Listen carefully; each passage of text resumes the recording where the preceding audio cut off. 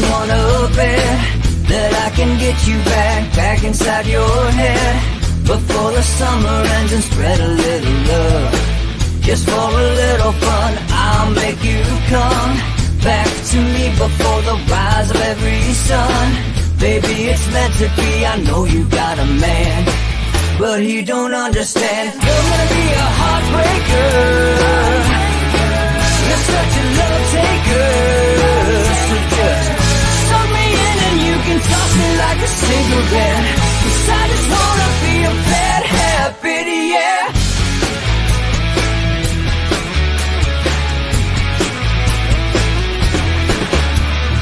Rhythm in our love, it's impressive, excessive. You can't make this stuff up. My chest beats, it's restless, wakes the neighbors up above. Yeah, baby, come and show me love. Baby, come and show me love, because you're gonna be a heartbreaker. You're such a love taker. So just suck me in and you can toss me like a cigarette, 'cause I just wanna be a bad habit, yeah.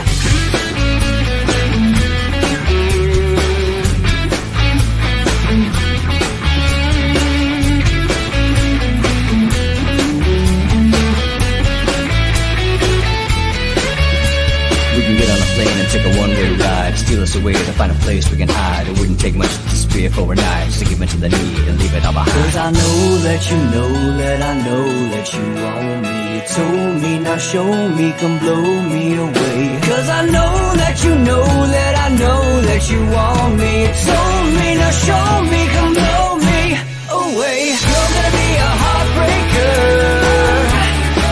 you're such a love taker. So just suck me in and you can toss me like a cigarette, 'cause I just wanna be a bad habit, yeah. You're gonna be a heartbreaker, you're such a love taker. So just suck me in and you can toss me like a cigarette, 'cause I just wanna be a bad habit, yeah. Suck me in and you can toss me like a cigarette, 'cause I just wanna be a bad habit, yeah.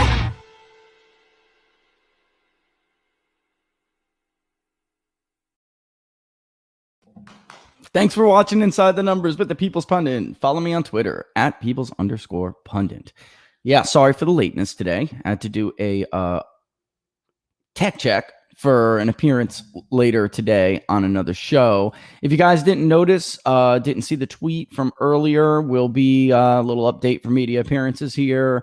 Earl Farrell for Memphis. I will be on later today at 5 p.m. I spoke with Earl a little bit ago. Should be a great interview. And then tomorrow morning, for you people who are in that area in Tennessee, all right, WDXI E+6, Jackson plus West Tennessee. I'll be on with Steve Bowers on Blue Suede Forever. And we're going to talk about polling. Thank you, Vince. Thank you. Look, I'm a suit guy. For those of you who do know me, I think suits are professional. You need to look the part, act the part, and that's the way I was raised. That's the way it should be. Although Freewheeling Friday, I am a polo guy, and sometimes when you guys know I'm either been busy or haven't slept, I'll rock the polo from Joseph A. Banks, right? All right. So look, the debate yesterday. We're going to talk about that. We're going to have a couple of observations. All right. And then we'll talk about the Keystone state polling that we're going to do. And then I'm really excited to poll that state. I'm glad you guys, had that. I mean, obviously there was a huge appetite for someone to poll it that people trust. And, as always, I'll do my best. Yeah, Nate that was fun. Look, the bottom line is, and we can go over what I meant in those tweets. We will absolutely explain what I'm talking about. It really occurred to me yesterday. He doesn't know what I'm talking about. He's not a pollster. He's just a guy with a lot of money and a big budget. He's partnering with Sienna, who I like. I respect their work.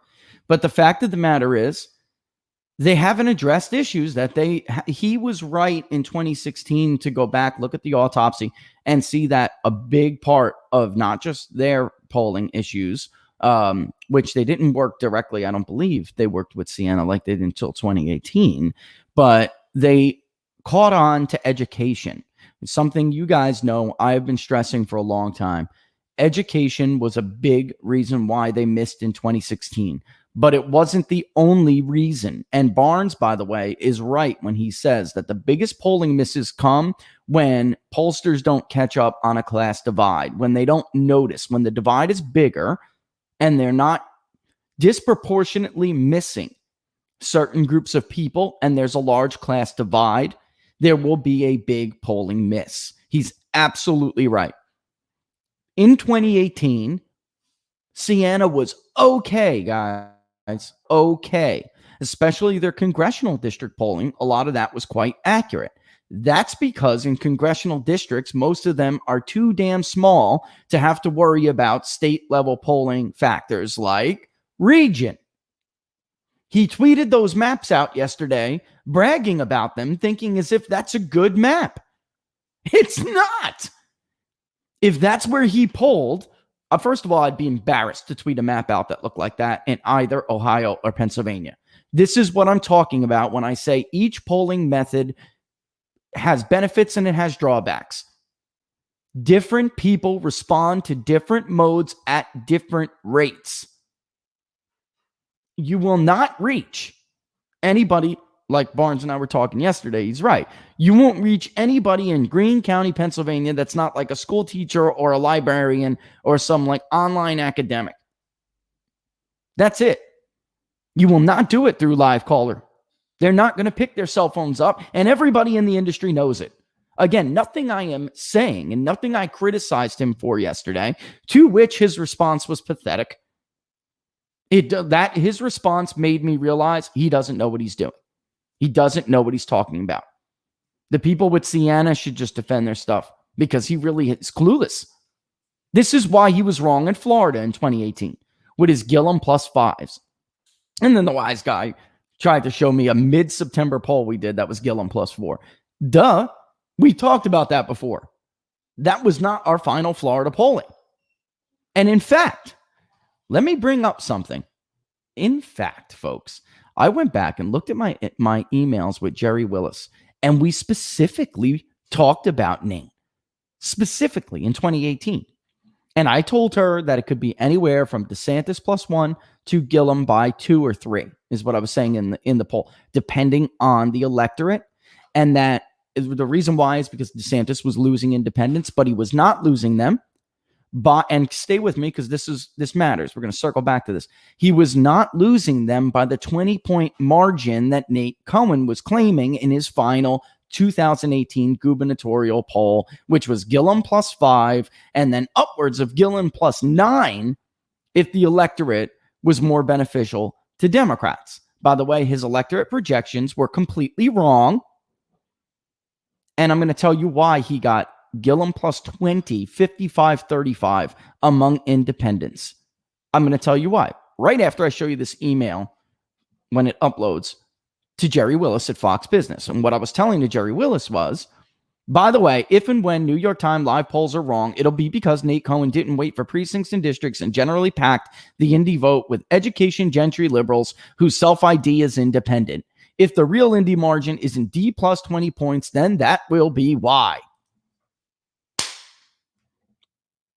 That's region. He made a regional error. If you look at his map, which we did yesterday, he called everywhere where there are more liberal-leaning independents and missed the entire freaking state. This is what he is doing in Ohio and in Pennsylvania. Now, listen, don't take what I'm saying wrong here. We'll find out whether Biden has a lead in Pennsylvania or not. I'm not saying that he doesn't. I'm saying it's not as big as he says it is. I'm saying Ohio is not Biden plus 5 or Biden plus whatever he's going to come up with because he only polled Cuyahoga County and the only independents he's reaching are in Franklin suburbs. That's it. He's going to make the same mistake that he made in 2018. They are. This is why when we go into the field and my Pennsylvania map looks like this, I'm pissed. Obviously, I missed the T. The T is very important to Republican coalitions and has been since 2004 when George W. Bush nearly took the state of Pennsylvania from John Kerry. And by the way, that was not projected either. And he did so because of the conservative vote in the center part of the state that went overwhelmingly for George W. Bush in 2004. And here you can see it right here. There it is. He missed everywhere. When you have Greene County, folks, and we went over this yesterday, when you have Greene County, last update alone, Democrats lost 235 registrations and the Republicans gained 703. There aren't that many independents there. When you have Greene County going to Biden 2-1, you did something wrong. You did something wrong. Don't get mad at me. I'm trying to help you out. Trying to get something a little bit more realistic. But this is why, even if it was like a Biden +3, a Biden +4, Biden +6, and then Trump edges out and wins the state. How could that be? I always hear, how could that be? I'm telling you how it could be. This is what they're doing wrong. They don't give a damn, obviously. It's really down to it now where they just don't care. This isn't his sole profession, so he doesn't really care how badly he damages it. Folks, Donald Trump won 70% of the damn vote in Greene County. 69%. 68.82%. That's going to go to Biden 2-1? Are we seriously arguing this?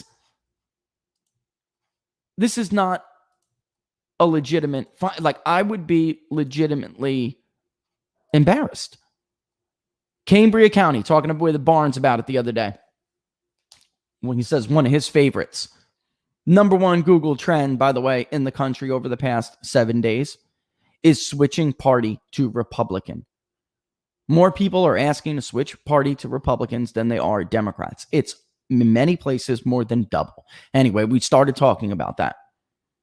And he's like, one of my favorite spots is Cambria County, home to the old working class industrial Democrats who mirror most of the Midwest, much of that part of the Midwest.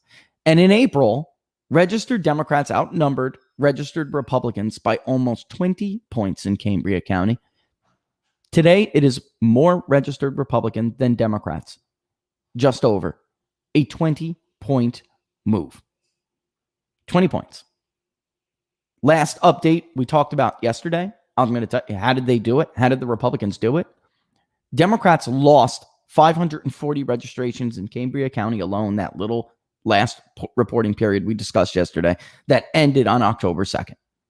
They lost 539 on the dot. Republicans added 2,463. If your polling in these areas does not reflect this shift, you have a mode problem. These are artifacts of the polling mode themselves. Andrew Gillum was never ahead by 20 points with independents. You simply called liberal independents because that's all your mode reaches. Year after year after year after year. It doesn't matter if the Democrat wins, the Republican wins. Why do they all have biases toward Democrats? Because their mode reaches people who are more liberal. I would never have put that map out yesterday. That's a freaking embarrassment. It is. You know what I'm talking about. It's an embarrassment. Then you set quotas, you set targets. As that map was to fill in more, if he would have done a better job reaching different groups of people, you would have saw it fill out. You think that doesn't happen to us when we first start and we phone poll? It comes in 70-30 female. Lopsided, totally lopsided. And we set quotas, and the software doesn't stop until the quotas are hit. Guess what happens when the quotas are hit? It evens out. Shocker. And then that's your real lead for Biden. Or not. Whatever it is. You think the first 2 days in Pennsylvania didn't say Biden +6 in our polling? It did. But Pennsylvania is not going to be 55-45. And then even if you have to, the point being is you have got to reach what we're calling representation. And that's not like a word I made out of thin air. Everybody knows this is a problem. Everybody knows. I don't know why there aren't more people speaking up. We speak to vendors at Dynata. We speak to vendors at Cint. We speak to everywhere. Everyone uses the same damn vendors. Everyone uses the same damn software. They all know there's an issue. Just got a call a couple of days ago again. How are you making these quotas? How are you hitting these quotas? Mixed mode. That's how. And even online panels, speaking with Cint, last week, we're like, what can account for this liberalization of online panels? It went from being like 22, 24% liberal to coming in 30+% liberal. People are not self-identifying more as liberals. When you reach representation, it falls back to 24%. Their best guess, COVID. There are more left-leaning groups doing nothing, working from home, whatever it may be. And different groups have been flooding the panels at different rates. It makes sense to me. It's a good hypothesis. I don't know if we can prove it. Maybe in hindsight, hindsight's always 2020. We'll be able to go back and we'll be able to prove this in the future when we see it and conduct autopsies like we do every election. But I mean, folks, the Quinnipiac polling yesterday, the New York Times polling, and honestly, New York Times is at least trying, and I applaud him for releasing that information. I just think that that's a total joke. And then when called out on it, I realized it's not what I said is this where you polled? If so, no wonder why he gets the results he gets. This is not representative. Sorry, and not at all. It isn't. It just isn't. And it's why he was wrong in Florida in 2018. He missed large swaths of voters who are very important. At least a significant part of the Biden lead in their poll is nothing more than response bias and artifacts of the polling mode themselves. I'd be embarrassed to release that, Matt. You wouldn't. I wouldn't, though. Because you wouldn't release such... I wouldn't say... I would absolutely be like, oh my God. I would release it. If that's all we got, I would release it with a caveat. Mm-hmm. And I would say, you know what? We missed a lot of people. And he thinks he claims his explanation, his response did not make sense. It told me he doesn't know what he's talking about. He claims the L2 voter file, L2, right? Always how superior his polling is because of the L2 voter file. And then he fires back with me about the census. The hell are you talking about? The voter file breaks that you don't need. If you use the voter file, you don't need the census to guide you, folks. Maybe you look at population increases and whatnot, and who lives, how many people live where, but the voter file tells you that. I don't want to put down anybody as a data source company. I'm just simply saying this is why we use who we do. Like we get area type when I'm showing you guys the voter file. Remember when I hit the analysis reports, it spins around for a little bit. Then we pull up a PDF and it gives you a breakdown with pie charts. We use age, gender, with defaults. The bottom line is you can easily type in area type. It will tell you how many voters are rural, how many voters are suburban, and how many voters are urban, roughly.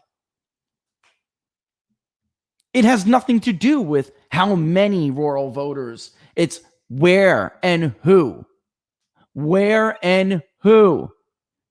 If you reach the second grade school teacher in Greene County, maybe even a man, which is worse, it'll throw you off.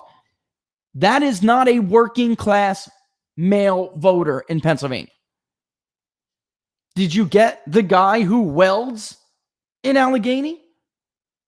Or did you get the barista who answered his cell phone? That part. This is the problem that they refuse. I mean, at this point, the evidence, Laura, is overwhelming. It's overwhelming. In Florida, he thought Gillum was going to outperform in the Panhandle and Orlando. Go look. It's the same thing like when you look at Biden and Greene County. He missed vast swaths of people. Ron DeSantis got 70 plus, close to 80s in the Panhandle counties. It did not pan out the way he thought it was going to pan out. DeSantis did worse in Pinellas, but he outperformed in Miami-Dade and in the Orlando, Atlantic Coast area.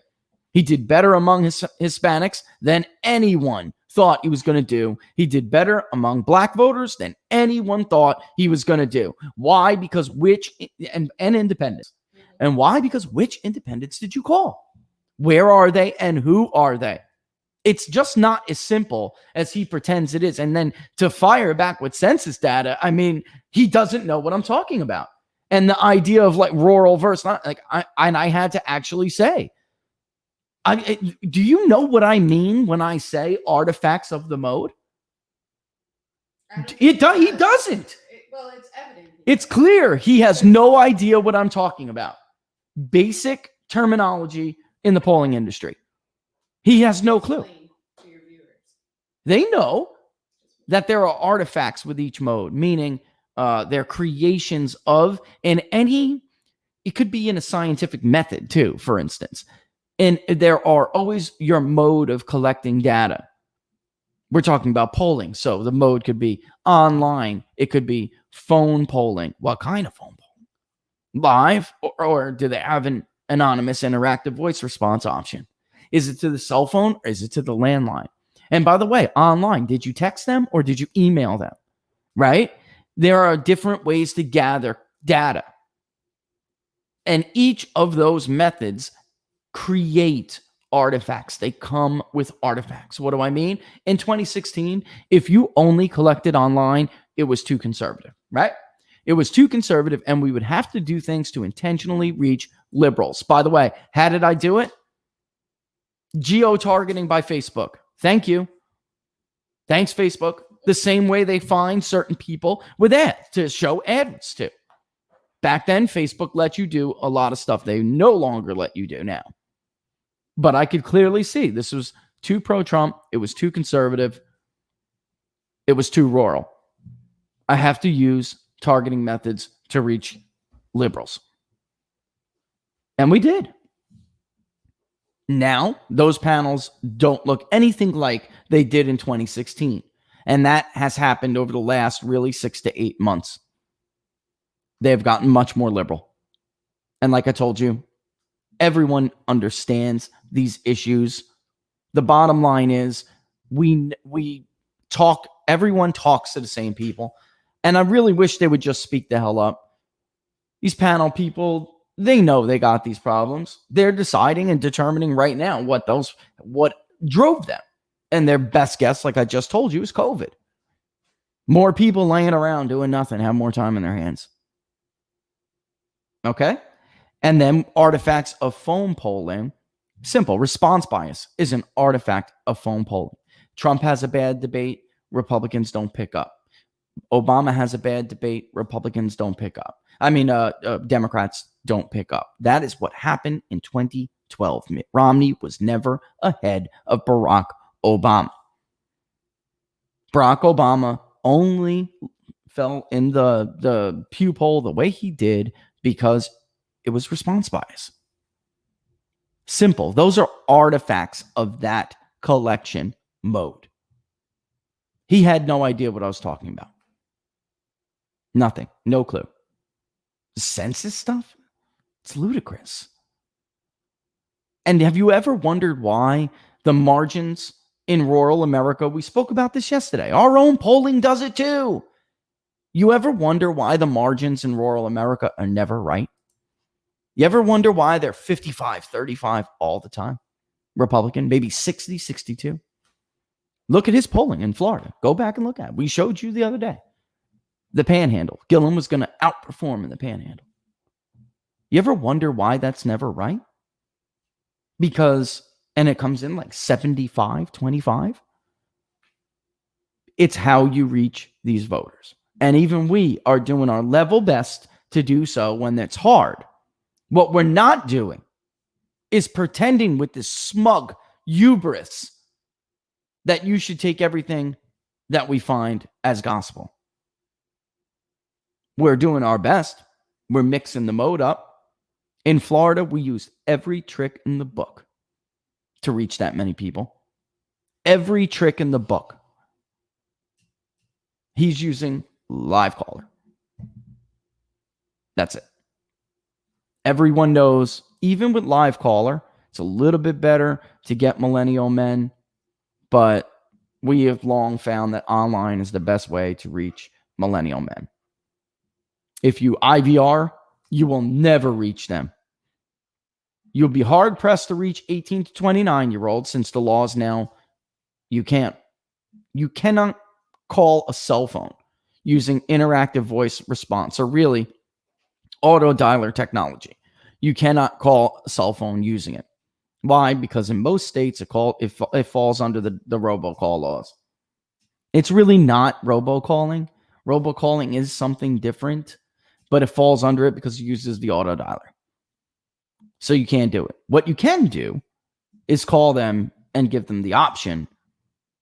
Will you participate? Okay, great. Listen, because we don't want to insert an artifact of this collection mode, we're now going to redirect you to a short 3 to 5 minute interview using interactive voice response to give you anonymity. So you can give your answers, your responses, honestly, confidentially, knowing that you can be honest, knowing that you have that anonymity. And that is another option. If you just like, they criticize people like Rasmussen. Well, they're just interactive voice. They're IVR to landlines. That's too conservative. That is absolutely true. You will reach too many conservative voters, or not too many. It'll just be a little lopsided. So you're going to reach a lot of 45 and above. That 30 to 44 will be tough, but you'll get them. The 45 to 64 will fill out quite a bit, but the 65 plus, you're going to get a lot of, and they're going to skew a little bit more conservative. However, in 2018, that is how we did know that the DeSantis caught up. Why? Because the online component wasn't catching it. Those 65 plusers on the online component were actually a little too liberal. The independents, they were too liberal. So we used interactive voice response. They get put in with the poll, they get averaged out, and that is the margin.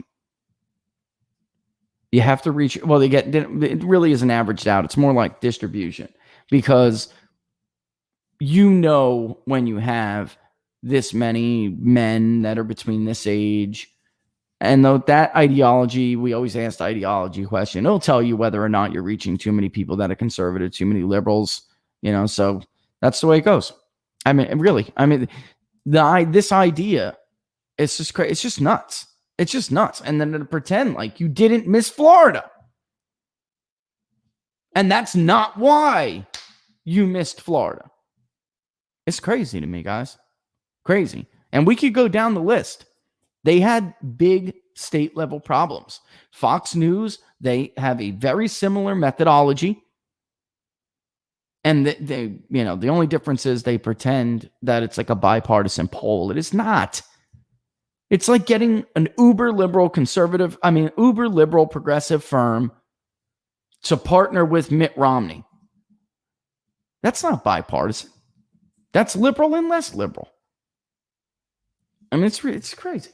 But that's why they got Donnelly +7 in Indiana, when Joe Donnelly was never leading by 7 points in Indiana. It was Braun 3 to 9 points. Always. It's hard to take out an incumbent. That's how you end up with Missouri tied.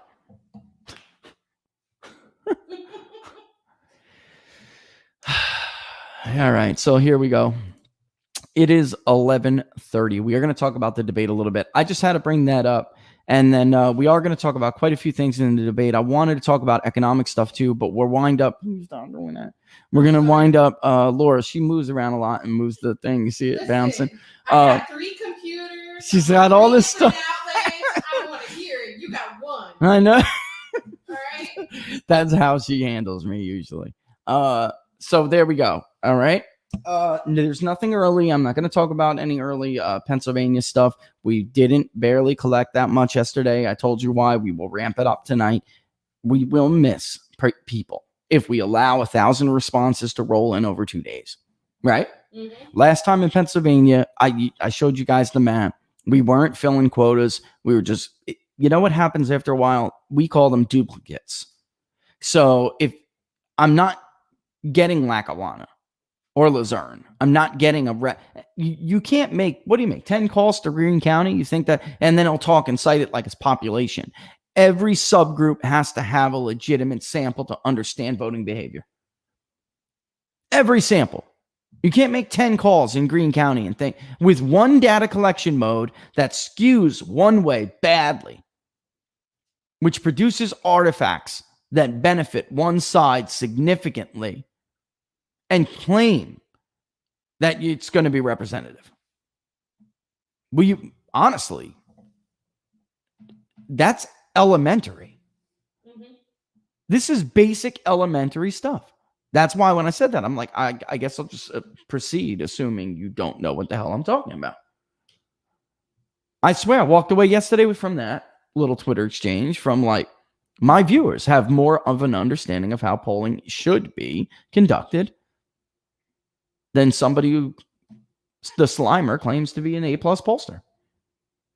It's a joke. And why wouldn't you want to evolve, Laura? Why wouldn't you want to better yourself? Like, why wouldn't you go back and say, damn, this is what I messed up on? Like we did, right? In Florida. Why wouldn't you want to go back and say, oh, hell, I really screwed the pooch on this one. What did I do wrong? Let's figure it out. I just don't understand that. There's no good explanation for it. All right. So here we go. It is already 11:32. What I was saying is I want to get into some of the economic stuff, but instead of doing that as like its own segment, when we come back from the quick 30-second break, we're going to talk about the debate. We're going to bring up some great stuff. Look, hat tip, I'll tweet it out. I think I did tweet it out already. Molly Hemingway of The Federalist wrote up a really good recap of the debate. And if I didn't already, I think I did, but if I didn't, I'll tweet it out. I'll put it in the comment section here and blast it all out to you guys. I think if you haven't read that, I think it was a fantastic and fair assessment of both sides. And I'm not going to start the segment yet. I'll wait till the end of the 30. But because it's pertinent to the economic stuff, there are bullet points in there. I'll integrate that instead of, you know what I mean? So we don't go off topic into something totally different. I will integrate them. All right. So let me take a quick 30-second break. You're watching Inside the Numbers with the People's Pundit. Follow me on Twitter at Peoples_Pundit right there. Don't forget to like the page on Facebook, People's Pundit Daily, because the show is sponsored by PPD. Also, don't forget to subscribe to the YouTube channel. We're almost to 5,000. What? And our views, frankly, are way more than what you would think for someone who only has 5,000 subscribers.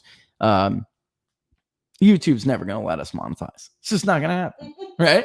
It's not going to happen. Thank God we don't rely on these people for a livelihood, right? Because that's the point, isn't it? The point is to suffocate you and take away your ability to monetize and make a living. Because if you can't monetize, you can't keep going. Amen. That's it. I mean, that's how they think. That's how in their right to think that. But we don't need them so they can kiss our butts. We just like to have the subscribers and the views. All right. And it's a very good stream. So I will give YouTube that. They almost never glitch. They never have a problem. Like people on Scope are always complaining to us about. Scopers, if you know, we really want to just what are they? The stars and super hearts.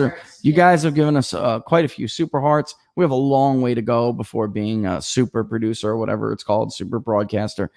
We have a long way to go, but that is money, isn't it? They're paying money to give us those things, right? So we wanted to take a second and thank you for it, since we never do. If you have problems with the stream, roll on over to either YouTube or Facebook Live, because they really are impeccable. And we're not listening to them anymore. I'm going to stream at a higher quality because it didn't help.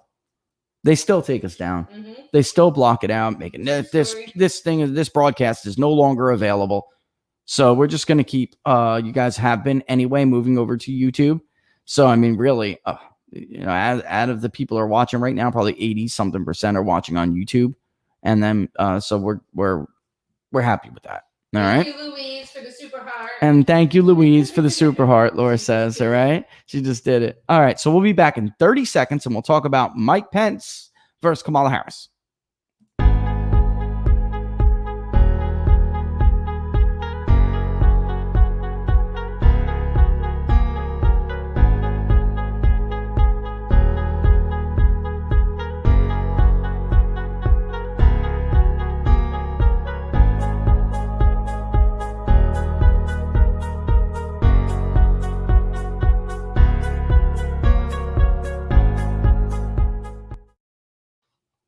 Guardian, and who else? Somebody else did too. Thanks for the super heart. Capitalist Files. Guardian of Liberty. This is what I've been saying for years now. Imagine if Republicans had not wasted their time when they had the House, the Senate, and the White House, making sure that Mitch McConnell and Paul Ryan's benefactors were taken care of, and instead did something to combat what is a threat to their long-term electoral viability. They are tech companies, Silicon Valley, K Street, Wall Street, every power center, every place that every institution that influences your thought, how we think, how we make decisions, what we see, what we hear, what we learn, what we listen to, right? Imagine if they spent the time combating that instead. All right. So I think it's pretty clear from what Mike Cernovich leaked. Even somebody like a Jim Jordan doesn't really understand the problem. He pays lip service to it, but he doesn't really understand the problem. I mean, it is. Another user said it's almost like they want themselves to lose, like, because they don't view it like you view it and like the base views it, you know? So they just don't. And D, no, he wasn't. Brad was not vital to Trump's success. The problem from the Trump point of view is that he simply doesn't have many people around him that understand why he won Michigan, why he won Pennsylvania, why he won Wisconsin, why he won Ohio by 10 points, why he won Iowa by almost 10 points. They just don't, they're not in touch with that economic nationalist kind of point of view that really cuts across racial identities. It cuts across your typical, it breaks you out of the typical box that is the construct that the construct puts you in. All right. Let's go to this article, seven takeaways. Molly, I'm using your article. All right. I'm going to tweet it out right here. Here is Molly's article on the debate, because I think she makes some great points. Let me give you my overall assessment first. Dead on. Her first assessment is my first thing that jumped out at me. Mike Pence is a deceptively strong debater. Off the top, just right off the bat, unless you're a diehard liberal, and even if some of them who are, Mike Pence won that debate and wasn't even close. More than won it. There were key issues, understanding Mike Pence has a way of doing a few things. One, Laura, you put it best, so I'm going to take this from you and credit you. Get it, baby. He does a good job because there are people very uncomfortable with Trump and his own, what's the word I'm looking for? His style, they're uncomfortable with him. And there are people like, think about the Chester County when we were looking at Pennsylvania yesterday. Think about the Chester County Republican who voted for Barack Obama, but then switched over to Mitt Romney. And then Trump barely held some of them. And he looks like he's doing badly with them this time. And he's going to have to get a big rural and big working turnout to be able to, offset some of that. Another area, a great place to point out a voter like this, Franklin County, Ohio, used to be the suburbs of Franklin that were a Republican bastion. They had a lot of votes out there to combat Cuyahoga and Toledo. Yeah, yin to yang. Yep, T.R. Hediger. His yin to yang. Laura said it just like that. Like, Pence is a way to say, like, I'm here too, which is what Laura was saying. It balances him out. Like, look, I know he's unconventional. I know he's not the typical Republican, and I know you don't like his style, but I am, and I'm here too. That's a great thing that he has. He was a brilliant vice presidential pick for Donald Trump. And he's also uniquely tailored to the Midwest. I mean, does Mike Pence not look like Captain America? All right. Like, doesn't he look like he is the good old American boy next door? Yep. That's willing to stand up for any indiscretion. Yep. Oh. Yep. He is that guy. I mean, he is. Yeah. Chester County is the quintessential Romney Clinton County. That's exactly what I'm talking about. Right. So Pence is, when we poll his favorability rating, he's always much higher than, even though he has a lot of I don't knows on her, but he's much higher than Donald Trump. And in the Rust Belt, he absolutely, they love him. They love him. And he spoke yesterday to do two things: speak directly to those voters. She's killing me. To speak directly to those two voters and those kinds of voters. Try to bring them back into the fold. I'm here too. Don't forget, I'm here too. And then also he spoke to the region of the country, that region specifically. Mike Pence, of course, is from Indiana. Like Laura said, very good old boy, athlete as a kid, man of faith. He looks like Captain America when Captain America gets older and starts to gray hair, right? Amen. That's what he looks like. Mm-hmm. And he talked about Pennsylvania. Glenn Kessler should be ashamed of himself. This fracking thing, I got to bring this up. Oh, please do. This fracking thing that, fact check Trump lies about Biden wanting to ban fracking. Folks, he's on video. It is not appropriate, nor is it honest to use a flip-flop or a back pedal as a way to fact check somebody's claim. During the Democratic debates said that he was on board, so was Kamala Harris, with banning fossil fuels. Fracking, folks, is a way to extract. That's it. But it is fossil fuel. And then he is caught on camera on the campaign trail. Remember this? Look into my eyes. Look into my eyes. I promise you, we will ban fracking. We will end it. He was telling a woman who looked like she was like, her life was in danger if fracking wasn't banned. Look in my eyes. Look in my eyes. I promise I will ban fracking. I mean, this idea now that he flip-flops and, that's like we should believe the flip-flop and not the private conversation he thought he was having with a voter. But then on the presidential debate stage, he said he won't ban fracking. I know. So now. And then Kamala last night said he's banning fracking. No, she was trying to say he wouldn't. He right. Never said it. Right. Yes, she said he never said it. Right. And then there were a few things. Let's get into it because we're getting over ourselves here. I'm sorry. So Molly's one thing, and you know what? I'll pull this up. I hope you don't mind, Molly. I didn't tell her I didn't tweet her or anything and tell her I was gonna do this, but I'll put it in the background a little bit. But she really nailed it, and then I'll add my own kind of assessments to it. But she really nailed it. All right, 7 takeaways. First, Pence's superpower is debating. He did. He did let. This is what Trump needs to learn, though. He let zingers fly, but did they damage him? No. He was able to refute them. And Trump needs to learn that. All right. The thing is, Susan Page is no less a hack than Chris Wallace. She framed every question with a liberal spin. Those questions, as Molly rightly points out, had false assumptions in them. All right. Either they were just patently false, or they had false assumptions. And I'll show you what I mean in a second. But he let him go, but he stayed calm and steady, and he pushed back at what he viewed to be unduly false statements, but without constant interruptions of the Trump-Biden debate. He spoke slowly and left few cards on the table unplayed. He was nice, firm, decent, and likable. That's who he is. What he also did, though, best, which was the overlying theme, and she's right, is explain that, look, number one, like Laura said, I'm here too. And all you need to know is I'm here and our vision is better. Mm-hmm. So like our future for you is a better future for you. Okay. And it's not going to include raising your taxes. By the way, this idea is not going to raise taxes on people making more. He's a liar. That is a lie. We went over his plan.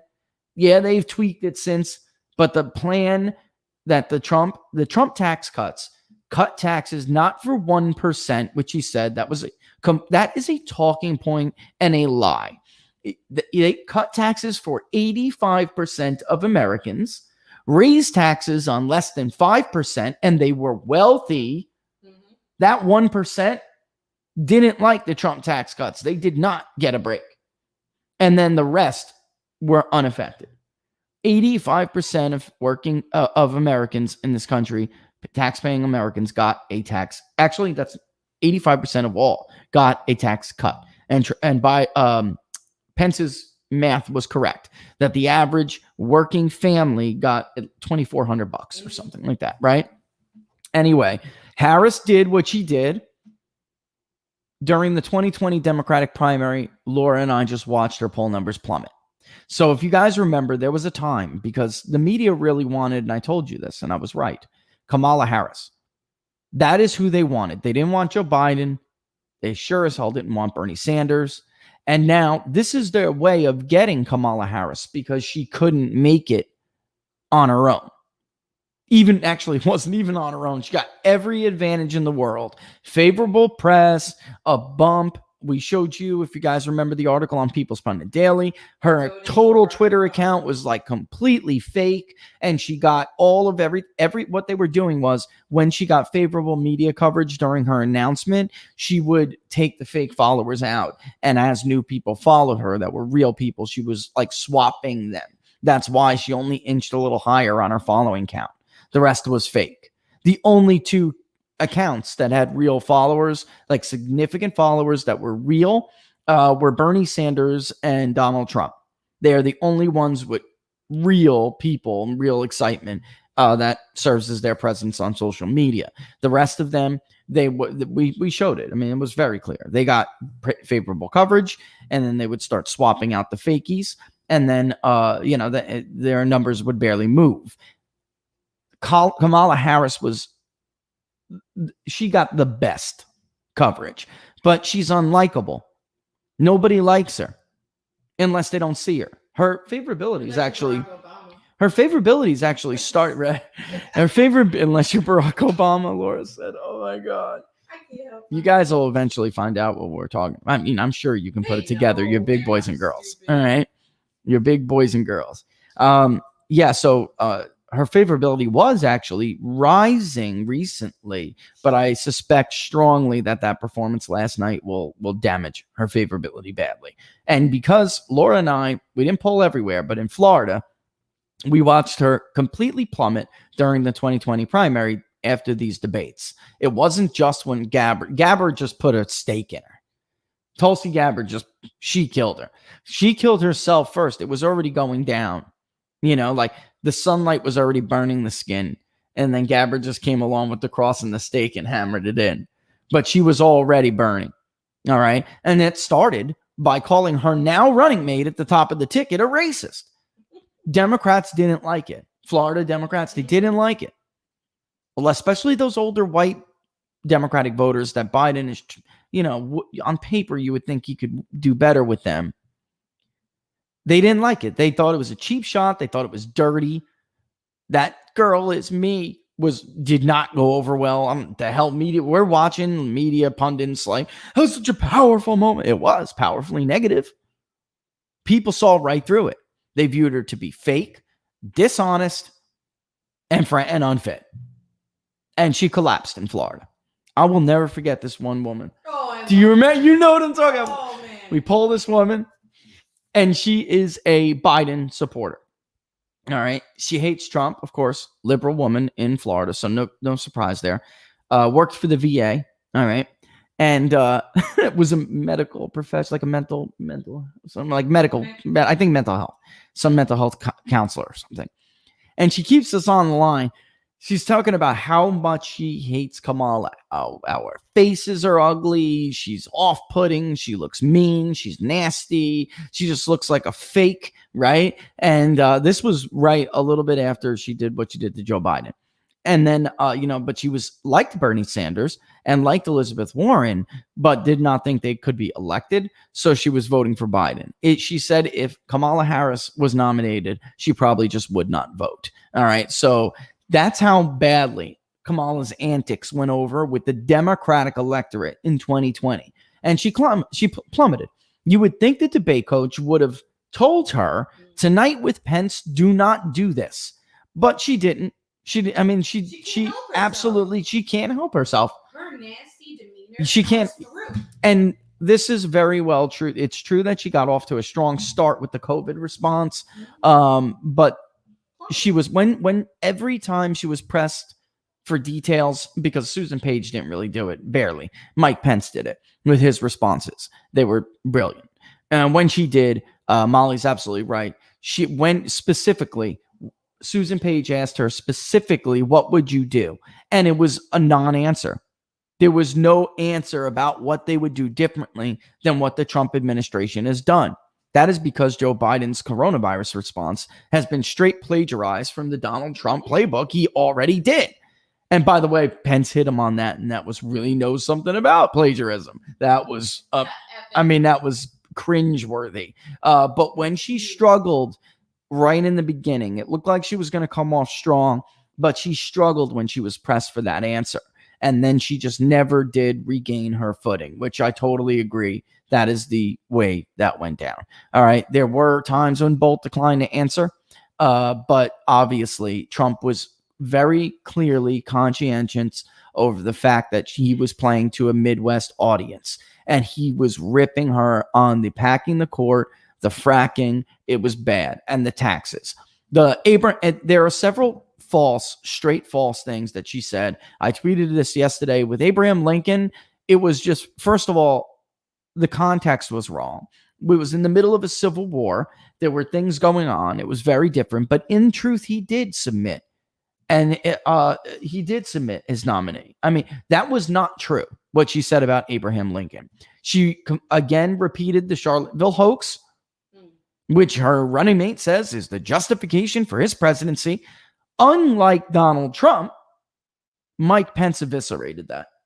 He did not let her get away with that. He said, you know what? This is the advantage you get from the media using deceptively edited videotapes and audio, but that did not happen.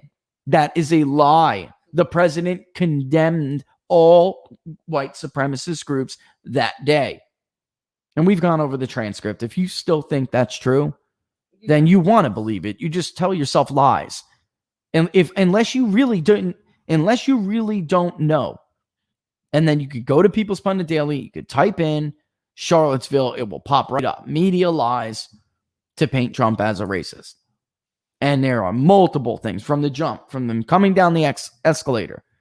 If you really believe the Charlottesville hoax, then you may be surprised to learn what he really said about Mexico the day he ran for president. He announced he was running. All right. She did try to defend Biden on fracking, but it just didn't work. She was all over the map, and she herself was for a ban on fracking. So, I mean, it's really hard to defend this, even with Susan Page helping you. And Mike Pence did everything nicely. Yeah, we'll get to her. All right. And then the moment Molly brings up the moment where Pence said he hoped that Democrats would not engage in religious attacks on Amy Coney Barrett, which they have already done, by the way. I mean, anti-Catholic bigotry out in the open on Twitter. They've already done that. But she feigned outrage when he brought it up. Molly's right. She herself tried to impose a religious test on a nominee. Why? Because that nominee was a member of the Knights of Columbus. I mean, really. And so she lost when confronted with this stuff. She had a real problem regaining it. Yeah, she couldn't pivot back. There were things Pence...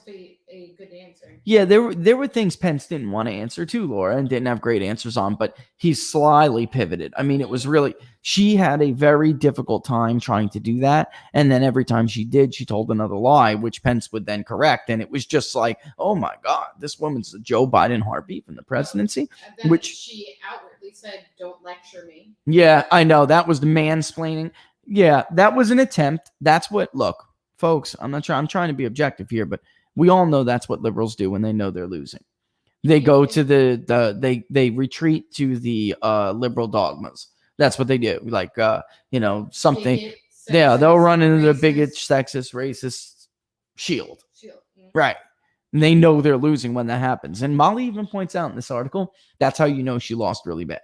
Mhm. Then all of the pundits from CNN were on like,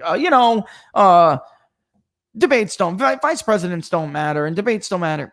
I myself have a hard time believing in the power of vice presidential nominees. However, I think there are some valid points that people like Molly are making.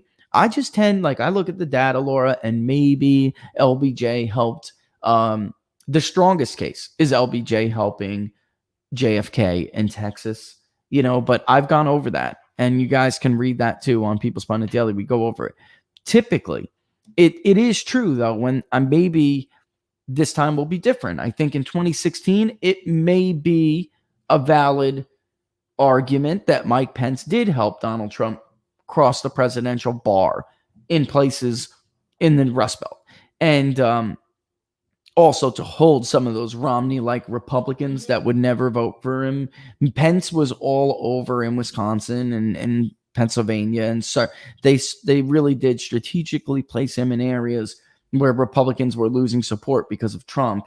And, you know, his job was to go there and say, like you said, like, I'm here too, you know, and it worked. So it's possible, at least. The thing is that I just don't want people to like confuse. Like, he's saying I'm here too, meaning like we're a team. Yeah. Unit, He's where Kamala Harris, it's a Harris administration. Yeah. Not a complete team. You also said once, and it's so true, like Mike Pence is Donald Trump's best advocate. Yes. Like that, whether or not, you know, people, I know that there's been some questions about whether Pence is, you know, as loyal as he seems, but to the voter out, you know, he never steps out. He never takes credit for something. Like Harris puts herself in front of Joe Biden. He never does that. He always, yeah, he is. Yeah, it's true.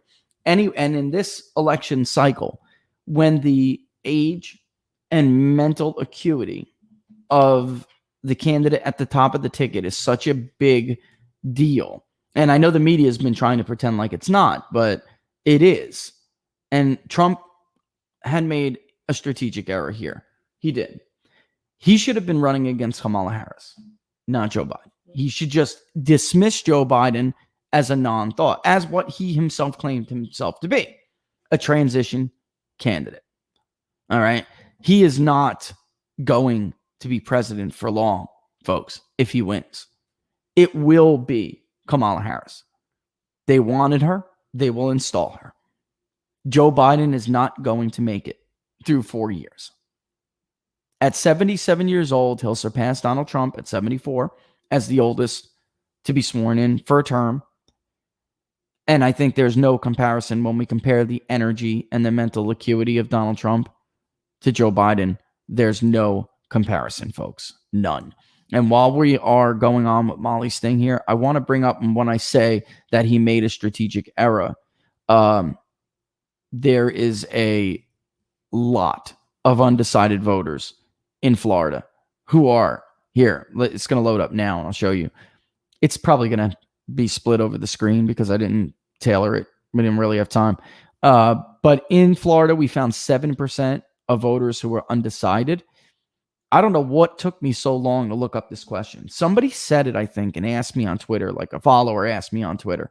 And I said, you know what? That's a good question. Let me go see, which is basically what percent of undecided voters in the poll were not comfortable with Kamala Harris as president. And what do I mean? Why do we ask that question? Just so people don't think it was like a biased question. We just simply read to respondents, whether they took the poll online, they read it, or we read it to them, depending on the mode. We simply told respondents, Joe Biden called himself a transition candidate. And actually, I'll give you the exact wording of it. No, it was a good word. Yeah, it was. I was not biased. I was very, somebody had asked us to put it in there, and I was actually very skeptical that we could make this sound fair, but we did. So here we go. Joe Biden, 77, called himself a transition candidate, and both he and Kamala Harris have made headlines using the term Harris administration instead of Biden administration. And then they were read those examples. If Biden would replace Donald Trump, 74, as the if elected, Biden would replace Donald Trump, 74, as the oldest president to serve. How comfortable or uncomfortable would you be with Kamala Harris as president if Joe Biden was elected and could not serve out his term? Undecideds overwhelmingly were very uncomfortable and somewhat uncomfortable with the idea that Kamala Harris would be the president. And it does show. So obviously here, Harris administration by voter intention is what we called it. The total number of people who were very uncomfortable was 14%. The total number of people who are somewhat uncomfortable was 33.6%. So for a grand total of about 48%, just under half of the entire electorate in Florida. All right. The purple block is the group of undecided voters, which was about 7% in the poll of 1,002 likely voters in Florida. All right. 58% of voters who are undecided, 58, said they were somewhat uncomfortable. Another 6%, which I know you can't see there, but it's 6, were very uncomfortable. For a grand total of 64% of undecided voters in Florida not liking the possibility, the idea, not being comfortable with Kamala Harris being the president of the United States. This is a big missed opportunity to me for the Trump campaign. This is something that they clearly have not hit them hard enough on, because there are a lot of people in this poll too, you can see, who are not comfortable with Kamala Harris. I mean, actually, what is that, Laura? That is 12.13% on the dot who said they are going to vote for Joe Biden, are not comfortable with his running mate being the president. That is a lot. That is a big miss for people. That is a big miss for people at the Trump campaign. They left this issue on the table. They did not make it clear enough to many voters that she is going to be president. These are big numbers. He's a placeholder. I mean, even with that's the best description. Less than 6 in 10 of Joe Biden's own voters are very comfortable. 27.3 of Joe Biden's own voters were somewhat comfortable. I mean, guys, I got to tell you, that's a missed opportunity. It really is. But I can't believe it took me that long to cross those, But anyway, here we go. Back to this, because I want to get to the point too with the economy. But Tim Kaine was a disaster. I didn't see a whole lot of these snap polls. I took a look at 2 last night. Both were Pence overwhelming. I don't know what the other ones were. Here she says, I saw someone on Twitter describe Pence as the yin to Trump's yang. And there is truth in that. I would absolutely. Many pundits have never understood how the traditional Republican voter could ever vote for Trump, much less be so unfailingly loyal to him. Pence is the embodiment of the answer to that question. He articulates a Trump-supporting traditional Republicanism that many voters hold, and it's a compelling and persuasive answer for millions of people purposely ignored by media coverage and its discussion of the 2020 election. Damn right. Here we go now to a little critique of Susan Page, which I will, we went back and looked.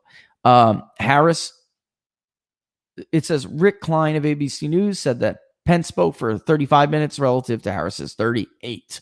Yeah, there was people, all of us, going on and on about Pence getting more time. That's nonsense. And by the way, she's absolutely right. Susan Page, the moderator, was Nancy Pelosi's biographer. Okay. Liberal commentators accused Pence of speaking too long, and Page certainly kept cutting him off. Absolutely. Every time there was what they knew to be a damaging truth, right? When he was unraveling something, because we are, there is no doubt, like I told you with this decency argument, there is no doubt that there are some of these arguments that are damaging Donald Trump. They're lies, but they have politically hurt him. And every time Pence went to shine some light on, wait a minute, that is not true. The Charlottesville hoax is not true. He never called the coronavirus a hoax. That is not true. That has hurt Donald Trump. Those lies, they have hurt him. And every time Pence was like clearing the record, correcting the record, clearing the air, Susan Page jumped in and cut him off. Every time he would, about policy, something that was factually incorrect, they would cut him off. But he handled it brilliantly. He did. No, he was quite articulate. Yeah. But Kamala Harris was always able to get those extra minutes that absolutely she requested. And she did. No bias. In fact, in a review, she got almost 4 minutes more. I don't know about ABC's. I don't know what they counted as her time, but it looks to us she got about 4 minutes more speaking time. All right. And then she writes, billed as a debate. The evening was more a political interview of each candidate. Absolutely. Now, what Trump did here, what Pence did here, Trump could learn from. He brought up the things that are not good for them. He brought up impeachment. He brought up the collusion hoax. He brought up policies. All right. So he kind of cut her off at the knees because you could tell she had canned answers, about canned things she wanted to say about Ukraine. But Pence just kneecapped her because he brought it up. And he said, and, by the way, you played a role in this stuff, so she really had nowhere to go at that point. But Susan Page pushed every Democratic talking point, just like Chris Wallace did. The idea that the U.S. has the worst death rate is a lie. That is not how we use these numbers. The case fatality rate in the United States is 2.8%. Molly is right. That's below Italy. That's below the United Kingdom. That's below Belgium, Sweden, France, Canada, Netherlands, Spain, Switzerland, and Germany. Many of those countries, as you know, were much more extreme lockdown states. And the worst, by the way, Argentina, is a complete failure. A complete failure. The worst lockdown state. The ones who lock down the most have the highest case rates and case fatality rates. These things, burden estimates, which is what they are called by the CDC when you're talking about the pneumonia, flu season, pandemics, whatever. They call them burden estimates. And these burden estimates use per capita calculations and case fatality rates. The media is making up their own version of the math. And so he did answer it better, but Harris dinged him on it with that answer. He defended their record the best they could, and he made it about the effort the American people did. So like when she tried, he was like, you know what? I'm going to defend the American people. How we did a great job, all of us as a country. It was a horrible challenge. People were going to die. It would have been worse had you been in charge. And, you're going to criticize the American people for doing a great job. I'm going to praise them. That was brilliant, because what was she going to say? No, screw nurses. You did a horrible job. He braided them all in. He braided them in. Right. So there was no way for her to criticize that because he made it about them. Mm-hmm. The vaccination remarks, Laura. Oh my God. If Donald Trump tells me she can, and the way Trump Pence nailed her on that, like, you have to stop being irresponsible and undermining. Yeah. With people's lives, he said, undermining the vaccine for politics. Shame on you. You remember that? He's so good at this. And he made her look like naughty. Yeah, how you shame on you. Yeah. Be so petulant. You shame your kid when you know they did something just horrible and you're really disappointed in them. Yeah. That's what he did. Oh crap, it's 12:10. Yeah, I know, right? Already. Let me take our 1 hour. When we come back, I'm going to talk more about, the 1 hour break. There you go. I'm going to take a second to weave in the economic stuff. Molly does a little, but we're going to do a little bit more. You guys, as avid show watchers, I show you these charts. I show you them for a reason. What they said yesterday was a lie, and we're going to talk about it, about the economic recovery. Susan Page is living in a liberal fantasy land, and she made up everything to sound better and, for the liberal position. And she didn't care if the truth was sacrificed for it. And it was. But Pence did a good job dismantling it. Trump did not. He did. That was one of his better answers. The economy and law and order were one of Trump's better answers. But at that point, he was running on hot by the time we even got there. He really should take some cues from Mike Pence, because if this was the debate Donald Trump had, we'd be in a different race right now. All right. And without the coronavirus, Joe Biden would not have stood a chance. This wouldn't even be a competitive race at this moment. I'm serious. All right. But we'll take a quick 2-minute break. Don't forget to subscribe on YouTube if you haven't already. Hit the notification bell. That'll let you know when we're going to be live. Also, like it, People's Pundit Daily on Facebook. This show is sponsored by People's Pundit Daily. So we will be back. You're watching Inside the Numbers with the People's Pundit.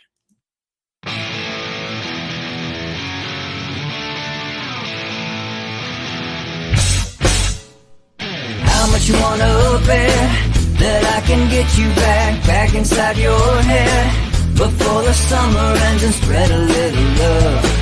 Just for a little fun, I'll make you come back to me before the rise of every sun. Baby, it's meant to be, I know you got a man, but he don't understand. You're gonna be a heartbreaker. You're such a love taker. So just suck me in and you can toss me like a cigarette. 'Cause I just wanna be a bad habit, yeah.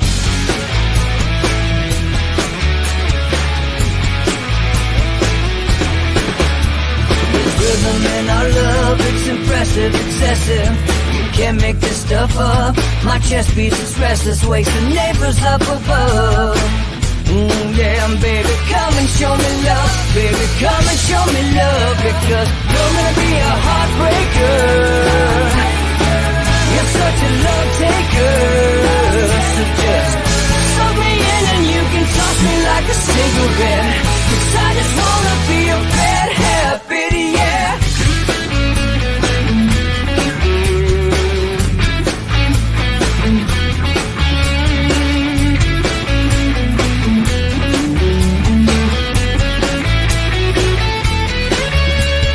Get on a plane and take a one-way ride. Steal us away to find a place we can hide. It wouldn't take much to spear for a night. Just to give in to the need and leave it all behind. 'Cause I know that you know that I know that you want me. You told me, now show me, come blow me away. 'Cause I know that you know that I know that you want me. You told me, now show me, come blow me away. You're gonna be a heartbreaker.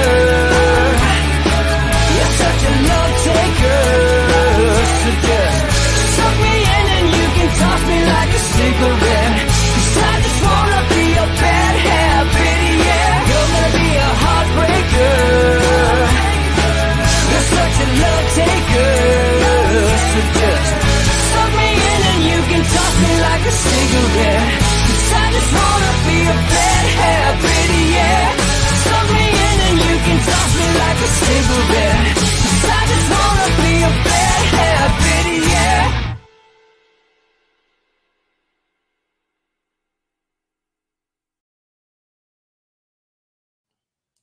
All right, we're back to Inside the Numbers with the People's Pundit. Follow me on Twitter at Peoples_Pundit. At your request for the public polling project, by the way, we did get Venmo at several requests, and you can go to Venmo.com/People's Pundit to support the public polling project.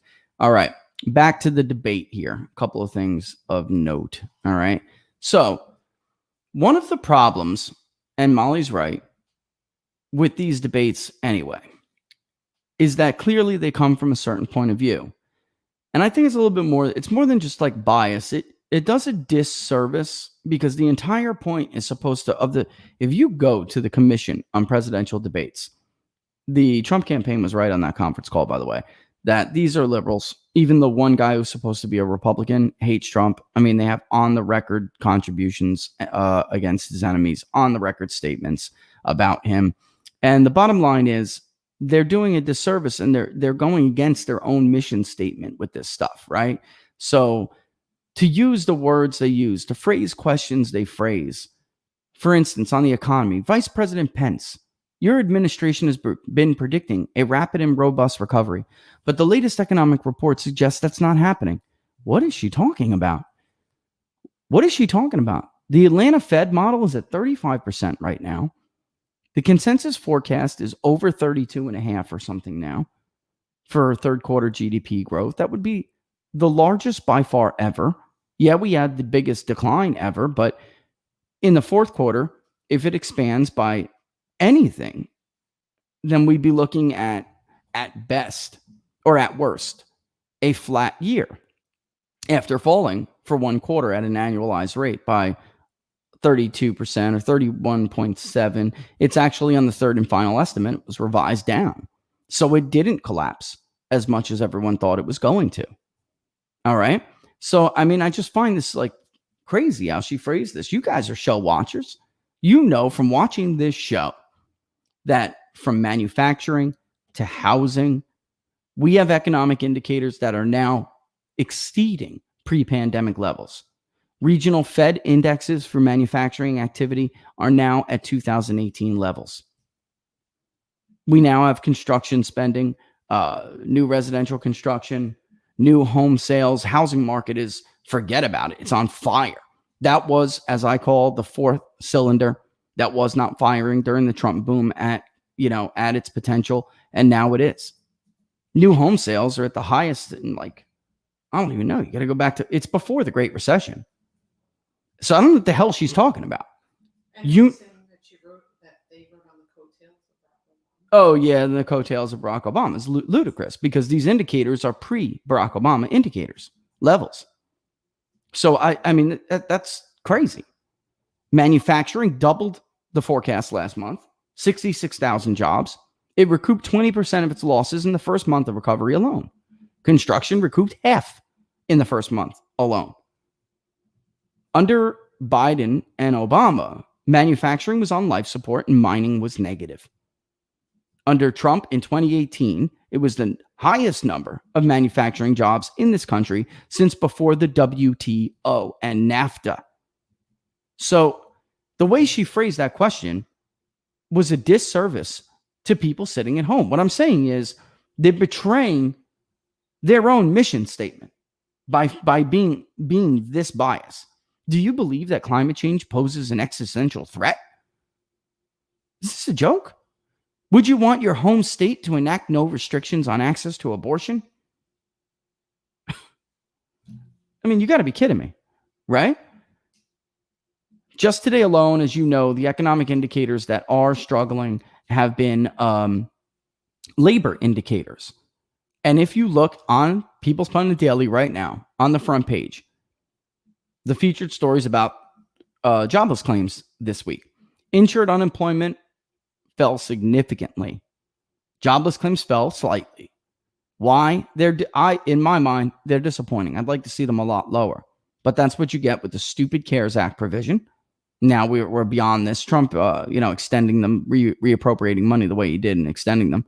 But the bottom line is you can see it in the data and you can for weeks. If you are a reader of People's Pundit Daily, you watch this show, you know that the strict lockdown states are disproportionately hurting labor market indicators.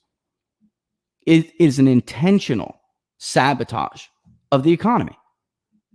An intentional there's no other way to put it. The trend still looks good on the charts. You guys can see the trends if you go there now and you look. The insured unemployment rate is a big deal to me. It fell 0.7 of a percentage point to 7.5% this week for the week ending September 26th, actually. That's a significant decline. And let's not forget, it hit a high of 8.2%. That was its first record on April 4th. The all-time high prior to that was 7% in the 1975 May report during a deep recession during the 70s. On April 11th, it rose to 11 and 12.4. That was the high on April 25th. They set new highs. So we have fallen considerably since then. Under the Trump administration, because it was stubborn under Obama, we just didn't have the participation to drive it down. But under the Trump administration, this rate had fallen to an all-time low of 1.1%, and it remained at 1.2% the entire time once it hit in 2018, pre-pandemic, and would only come off that 1.2 when it would fall back down to the all-time low 1.1 and match it. It was as low as 1.2% just as recently as March 14th. That was before the coronavirus mitigation efforts. Why isn't it even lower? The strictest lockdown states, which consequently have the highest number of infections, are disproportionately hurting the national average. The highest insured unemployment rates in the week ending September 19th were in, you ready? Hawaii, 20.1. California, 16.1. Nevada, 13.7. Puerto Rico, 12.2. The Virgin Islands, 12.1. Louisiana, which we know had been hurt by energy, 11.4. New York, 11.1. And then the only other one, Georgia, 10.9, District of Columbia, 10.4, and our friends in Michigan, 10.2. And at the height of this crisis and at the height of the high insured unemployment rates, 3 out of the 4 top metro areas for insured unemployment being the highest were in Michigan, even though they never had a problem outside of Wayne County. But Governor Whitmer just was struck down, by the way, by a court. She overstepped with those lockdowns. She hurt her state, and she did it intentionally. Same thing with the claims, the advanced number for seasonally adjusted insured unemployment claims. The largest increases, Maryland, Hogan, Trump hater, Illinois, New Jersey, Michigan, Massachusetts, also a very strict lockdown state. Where did they decrease the most? Red America, Texas, Florida, Georgia.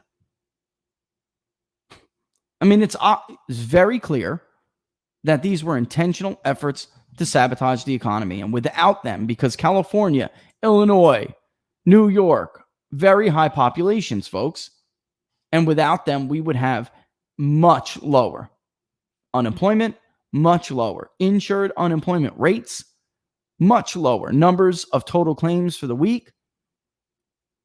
I mean, those 3 alone accounted for enormous increases in the total report. And that's unfortunate. And then for Susan Page to come out and phrase the question like that, as if there wasn't an intentional sabotage going on by allies of Kamala Harris, is unbelievable. It's unbelievable. And then she pointed out how President Trump blames China for the coronavirus, as if it's in dispute that the coronavirus came from China and it was mishandled. And she never asked Harris about her support for abortion up until 9 weeks of pregnancy. Instead, would you want your home state to enact no restrictions on access to abortion? She sure as hell wasn't asked about the bailout fund for rioters or her "this will never end" promotion of riots. Oh, I would love to see that. Could you imagine if this was like a legit moderated debate? It would. I think the moderators are just useless now. They are. Mhm. I agree. If you didn't hear, she said, I think they're useless. They are. We should just Lincoln Douglas style this puppy. Oh, get him. And then, as Molly points out, probably the most egregious of it all, a question about the peaceful transition of power posed to, as if it was opposed to them, as if it was like Trump we had to worry about. The resistance is the one who has refused. The resistance in the FBI, the resistance in the Justice Department, the resistance in the CIA, the resistance in academia, the resistance in the media. This man was denied, and his supporters were denied their duly right to govern after winning in a landslide election. They were denied it by one fake controversy after the other, a special counsel that knew that he was innocent 2 months at least, at most, after he was appointed. We know, Robert, it's actually less. We know in August of 2017, Robert Mueller's team knew there was nothing. We know that now. And of course we know, because we know that the whole thing was a scam.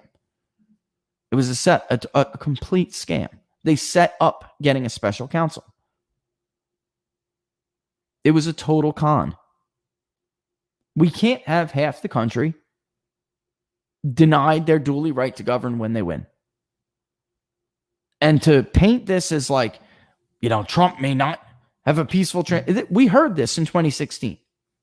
And in the end, it was Hillary Clinton who refused to concede. In the end, it was Hillary Clinton who refused to just admit she was beaten. In the end, it was the media who used her bought and paid for foreign disinformation campaign and research to launch a administration hindering special counsel probe that ultimately led to impeachment on something totally different. It was the media who edited more than 500 words out of the transcript with Vladimir Zelensky and President Trump to justify impeachment. It was the media who, because they would not accept the results of the election, edited text messages between Taylor and Sondland. So it takes a lot of nerve to pose a question like this. Remember when Kamala Harris compared ICE to the KKK? Page asked all sorts, and Ari Fleischer was dead on about this. He tweeted, Page asked Q's regarding some of the president's most controversial statements. Fair enough, but she didn't ask about Biden's statement. You ain't black. Blacks aren't diverse. Getting arrested in South Africa when he was not. Flip-flopping on fracking. Packing the court, or Harris comparing ICE to the KKK. I mean, it's all fair game, but it's never two-sided. It's never two-sided. What about, as we wrote on Twitter yesterday, I'm just going to blow this up. What about a question about Kamala Harris looking the other way from priests touching little boys? Not because she's Catholic. We all know she's anti. She's an anti-Catholic bigot. She just made that very clear. But the diocese gave her money in California. So she looked the other way when children were being molested. But she was going to be a defender. Right. Long history of that too, Laura. You know it. Look, I can't believe her record has been so untouched like this. I guess we're going to have to do it. It's not like there's a lot of time left, but there is a very long history of Kamala Harris selectively prosecuting her political enemies and selectively not prosecuting her political allies who are straight criminals. That includes slumlords, rapists, and prosecuting the hell out of black and brown people for having a dime bag of weed in their pocket. Did you hear that, Pastor? No. Oh, I sent you an email. I'll read it. Yeah. Well, he condemns her. He says Kamala Harris is not for the black people. I didn't read it. She has the record of arresting. Absolutely. He's totally right. That's what ended her campaign when Tulsi Gabbard went after her on it. Tulsi Gabbard. And then, of course, like Laura said before, we get into the mansplaining stuff when you know that your candidate came off smug, was outclassed, and badly lost this debate on substance and on style. She bobbed her head, shook her head, laughed oddly, sneered, made smug. She just had a smug vibe. She's a smug woman. If you talk to people in California who know her, and as her time as AG and then as the district attorney, this woman is not a nice person. She's not. And we don't have to talk about how she got to where she is. I'm going to leave that off the table. I really don't care. No, I'm not doing I'm just saying. I'm going to leave it on the table. What? I just wanted to say, Glenn had somebody who actually worked with Kamala Harris or whatever. Oh, that would be an interesting conversation. Oh, it was. He said, and she personally said she was nasty, rude, smug.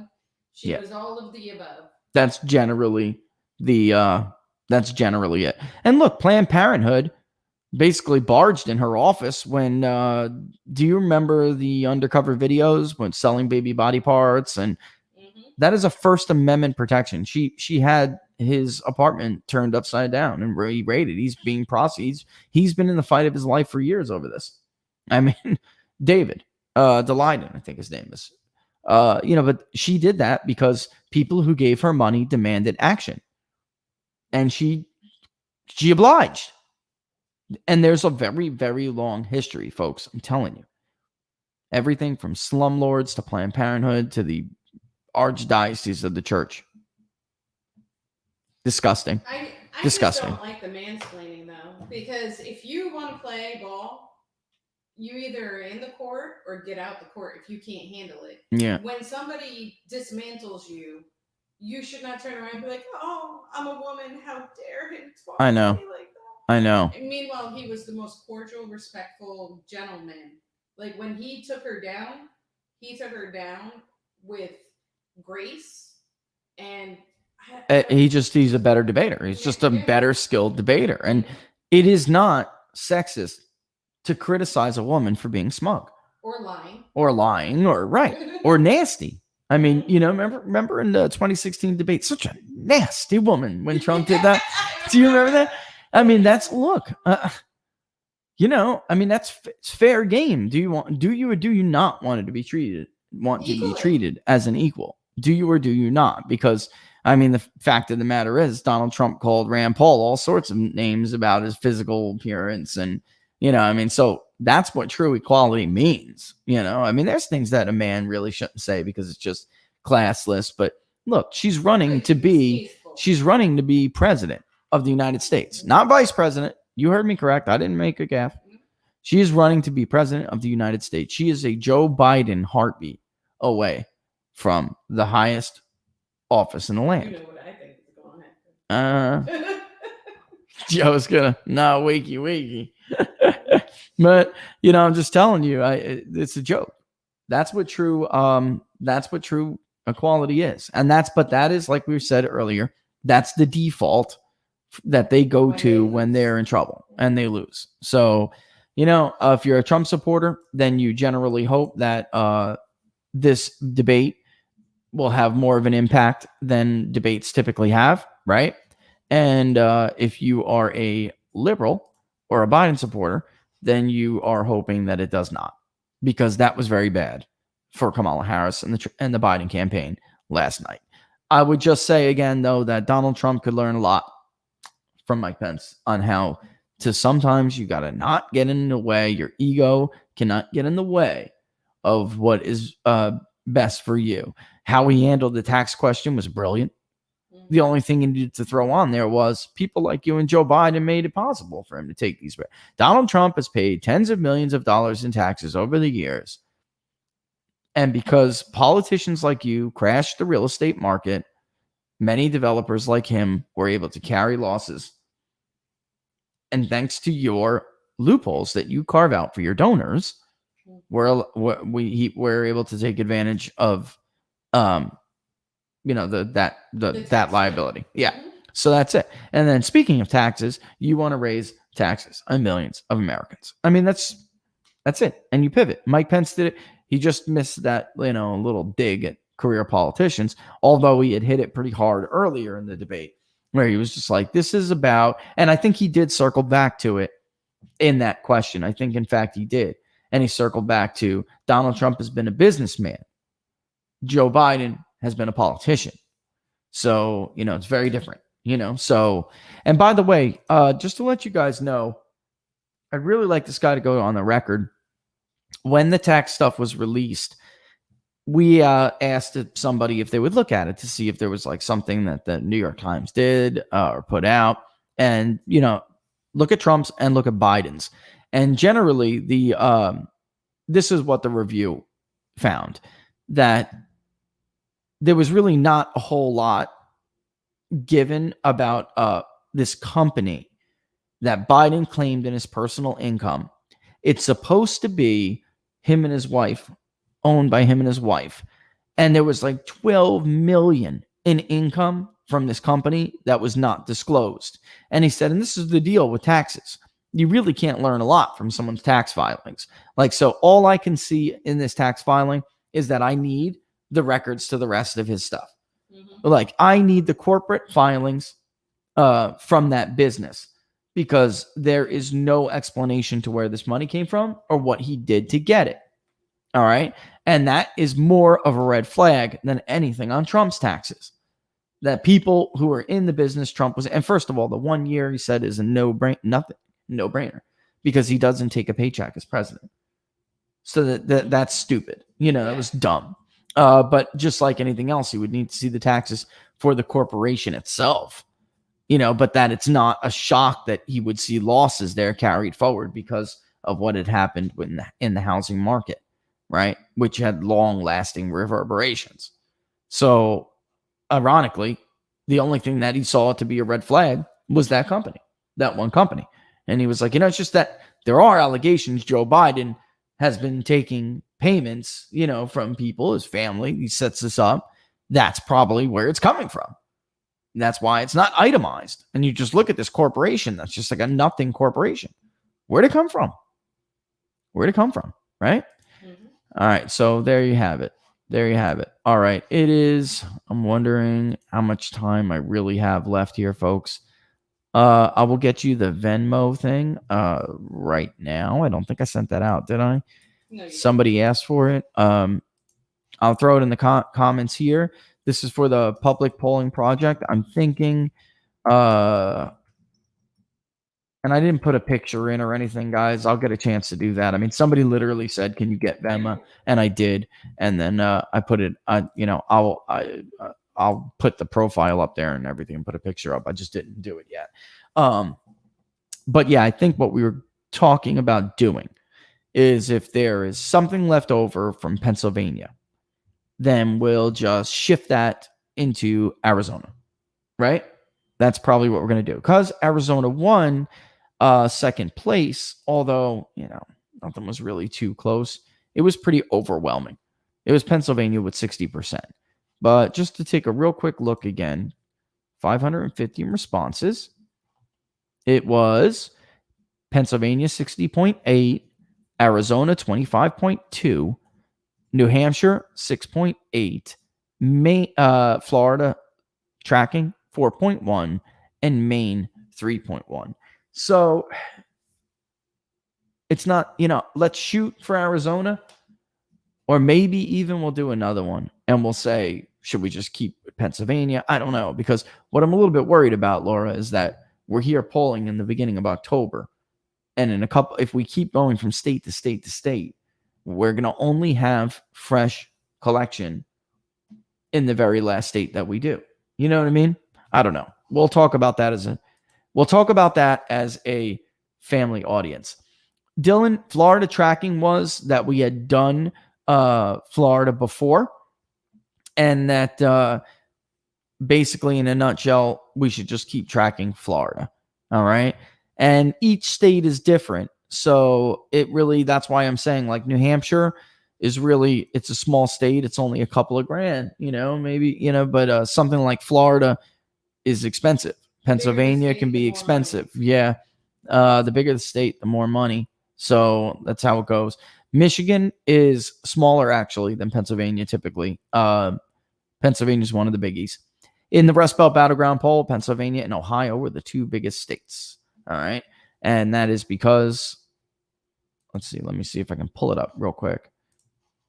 I'll give you the 2016 breakdown, and I'll tell you how we designed the Rust Belt poll, because we designed it to be reflective of its vote share, each state to be reflective of its vote share out of the total for the six over the last few presidential elections.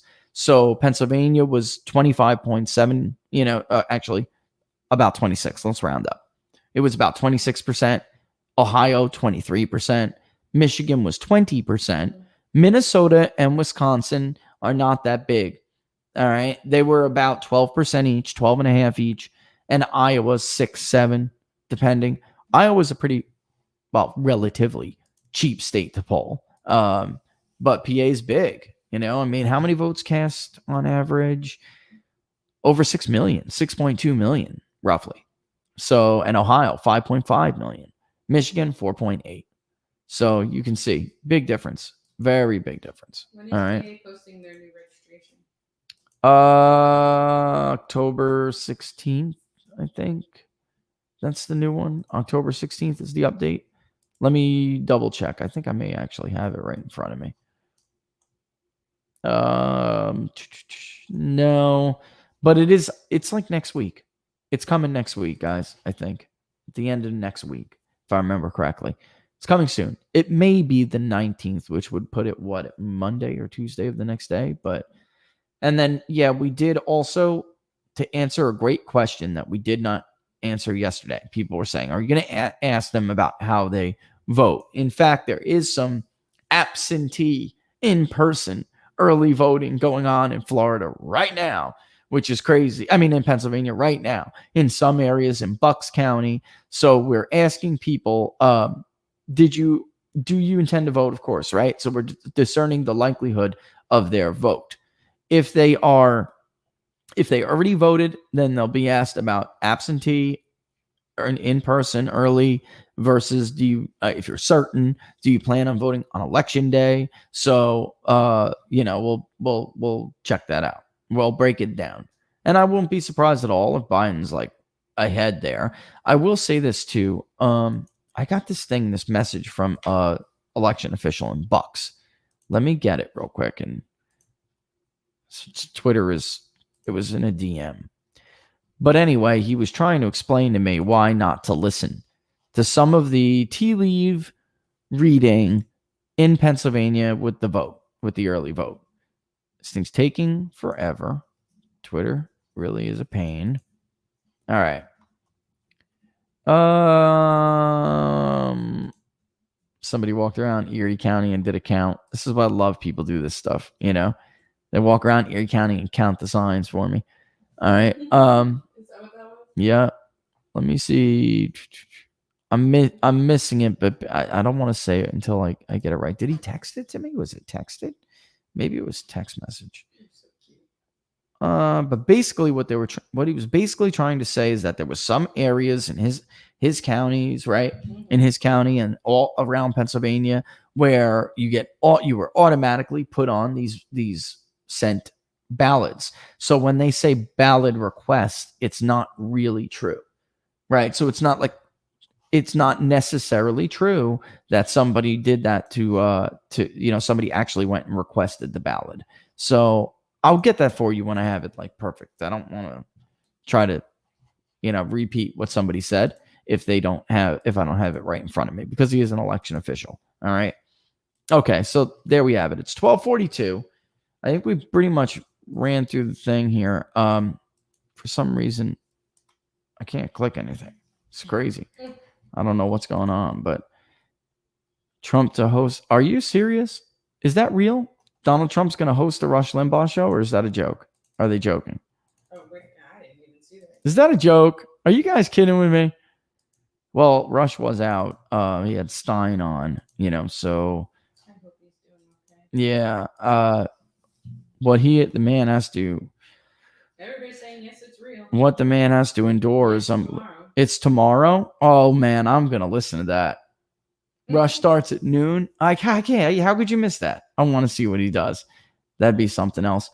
Another thing I just wanted to say real quick. Again, we were talking about the housing market, mortgage applications yesterday. The composite index for the Mortgage Bankers Association weekly survey, 4.6%. The composite index increased. It's a volatile index, a very volatile one, but it's up significantly year over year. Refinance index, 8%. So people wouldn't be buying homes and refinance. Well, refi is a little different because the rates are better, but people still, no matter how low rates are, if you don't have the credit for it, if you don't have the deposit, right? If you don't, because some of the banks started to increase their standards. If you don't have what you think is stable, solid income, you're not going to be building or buying. I mean, the idea, like, there are too many new home sales. There are too, yeah. I mean, it's crazy. It's nuts. Of course, if they are buying, then they feel good about their current situation, Laura. It's not, it's not there. There's no other feasible way. We just went through this. We just went through it. Okay. All right. So there we have it. Maybe by tomorrow we'll have some sort of idea of what's going on with Pennsylvania, but it will always look better for any Democrat in the beginning. It always does. And then it fills out as time goes on. And what I am proposing and what I am saying and what I spent 20, 30 minutes on in the beginning of the show is that if you poll with certain modes and you don't try to fill out and become representative of the electorate, then you're going to come up with the results that we are seeing. That's it. That's going to happen. Which is a lie. Yeah, I mean, at this point, I would say it's a very misleading assessment of the race. And I'm glad we got to the number we did with Pennsylvania, because I'm really excited and want to do it. All right. So I am going to kick rocks here a little bit because we got that thing coming up, and I'm going to run. It's only so much time in a day. All right. So we're going to kick rocks. But yeah, let me run through the spiel for everybody. If you haven't contributed to the public polling project, and thank you, David. I just saw that alert in the corner of my eye, and others that have. You can do so now through Venmo, and you can do so through the PayPal we've been using. It is this almost the same for each. PayPal.me/People's Pundit. And then on Venmo, it's Venmo.com/People's Pundit. As soon as I get off here, before I go and do that other thing, I'll go and fix the profile just so you guys absolutely know it's me, but it is Venmo.com/People's Pundit. All right. And then, of course, don't forget to subscribe to the YouTube page. If you YouTube channel, if you haven't already, hit that notification bell. We'll let you know when we go live. All right. And Facebook Live, also the least watched place, right? But it has such a great stream. Don't forget, maybe it's just that our viewers are not big Facebook fans. But if you still are on Facebook, which I know a lot of you are, go over and like the page on People's Pundit Daily on Facebook. And that has been like that. That's right away. As soon as we schedule, they get the notification. It tells them right off the bat. So that's at least reliable, right? And then, of course, the best way to support the show that is sponsored by PPDs to become a subscriber, which you can do by going to ppdnews.us/subscribe. ppdnews.us/subscribe. Just to tell you guys, because I'm always like, thank you, for your subscriptions and supporting the show. I'm going to tell them, Laura, last month. Go ahead. We expanded. I can't, for some reason, the damn clicker. I love them. What was it? 62? 64%. 60. We had a 64% increase last month. And this month is looking pretty solid too. So, we love you guys for it. That's all. So that's why I'm always like taking a second to thank you. That's the kind of increase we've seen. We haven't seen growth like this in quite a bit. So Laura's like, I told you so. I told you so, because she had been trying to get me to do a podcast for a while, and I wouldn't. And not that I didn't want to and thought it was, I just didn't want to put more on my plate. Now this is my favorite thing, and I wish I could sideline other things I do. What Rich really likes to do is connect to people and give the people and arm them with information. So fair assessment. When somebody comes to you and then starts throwing accusations at you, most people would freeze and not say anything at all, then rather look stupid. Yeah. So what Rich is doing is giving you factual data and letting you make your own. Mind. Yeah. And that's all we can do, is give you the information and let you be the warrior with that information. That's right. And, it also has cut down quite a bit on people who ask me all the time, what do you make of this? What do you make of this? What do you make of that? Well, you should now have the information yourself. And by now why certain things are certain ways, and the downfalls and upsides to different polling methods, where we fall short, when we fall short, what does it look like, and maybe how to see some things on the horizon, before it happens, right? So that's the point. That's been the point, and I'm glad that we're here doing this. All right, so I am going to kick rocks. It's 12:50. All right, we got started a little bit late. What is tomorrow? Tomorrow is Friday, right? Quick show announcements. Yeah, quick show announcements. Later today, I will be on with. Is this the wrong one? That is totally the wrong one. Earl Farrell for Memphis show. It will be on Facebook Live, so you could watch it live, 5 p.m. Eastern Standard Time. It's about a 25-30-minute interview. And then tomorrow, 7:30 a.m. for you folks out in Tennessee, WDXI E+6 Jackson plus West Texas. I'll be on with Steve Bowers on Blue Suede Forever show. Okay. And then Denver again, Kim Munson wanted me back, which was KLZ 560 Denver. We did that interview before. A couple of you guys heard it. They called and wanted me to come back when we got a little bit closer to the election, so we just booked it. That's October 29th. And I'll keep putting that stuff out there on Twitter. All right. Amazingly, there's people who are like local everywhere I go. Someone's like, oh, I heard you in Wisconsin. It's amazing. It's pretty cool, actually. All right. But what? Go ahead. What's up? I just love Freewheeling Friday. And tomorrow is Freewheeling Friday. Well, that's why I was saying this. So tomorrow I got that thing. That's 7:30 in the morning. So we'll be here at 10 o'clock. Let's go back to the 10 a.m. I had to do the test thing on earlier today. For the show. Yeah, and I can't stand when we kind of get bumped off. I like our 10 o'clock hour. I don't like to shift it, and then it throws me off and makes me have to get off the air quicker, like today. So there you have it, folks. There's everything. So I'm gonna kick rocks. Thanks for watching Inside the Numbers with the People's Pundit. We will see you tomorrow at 10 a.m. Eastern Standard Time. Thanks for watching.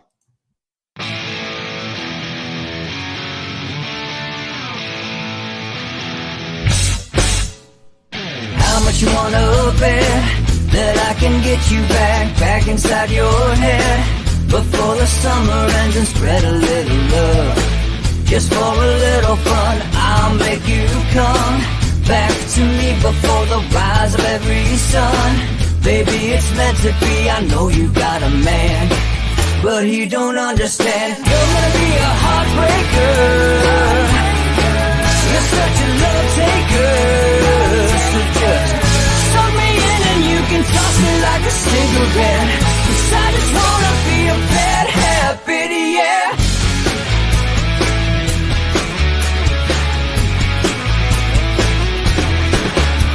There's rhythm in our love, it's impressive, excessive. You can't make this stuff up. My chest beats, it's restless, wakes the neighbors up above.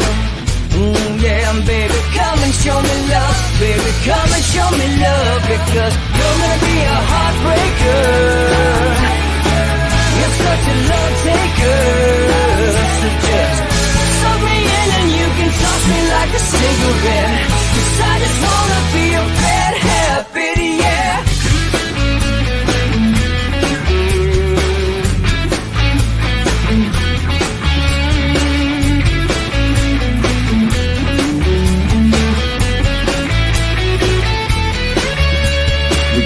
And take a one-way ride, steal us away to find a place we can hide. It wouldn't take much to spear for a knife, just to give into the need and leave it all behind. 'Cause I know that you know that I know that you want me. You told me, now show me, come blow me away. 'Cause I know that you know that I know that you want me. You told me, now show me, come